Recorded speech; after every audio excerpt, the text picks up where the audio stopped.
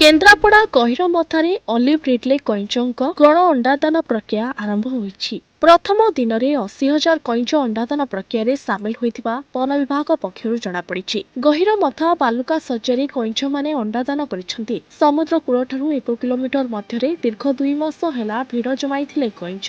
ପାଗ ଶୁଖିଲା ସାଙ୍ଗକୁ ଦକ୍ଷିଣା ପବନ ବହିବାରୁ ଅଣ୍ଡାଦାନ ପ୍ରକ୍ରିୟାରେ ସାମିଲ ହୋଇଛନ୍ତି ହଜାର ହଜାର ଅଲିଭ୍ ରିଡ୍ଲେ। ଗତକାଲି ସନ୍ଧ୍ୟାରୁ କଇଁଚମାନେ ଗହିରମଥାର ନାସି 2 ବାଲୁକା ଶଯ୍ୟାକୁ ଉଠି ଗଣ ଅଣ୍ଡାଦାନ ପ୍ରକ୍ରିୟାରେ ସାମିଲ ହୋଇଛନ୍ତି। ଆଜି ଭୋର ଯାଏଁ ଏହି ପ୍ରକ୍ରିୟା ଜାରି ରହିଥିଲା। ଏହି ଅଣ୍ଡାଗୁଡ଼ିକରୁ 45ରୁ 60 ଦିନ ମଧ୍ୟରେ କଇଁଚ ଶାବକ ବାହାରିଥାନ୍ତି।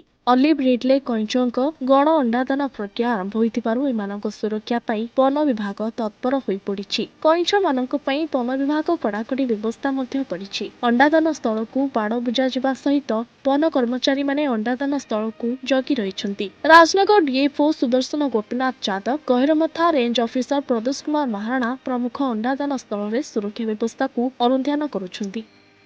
Bureau report, news 8 Odia.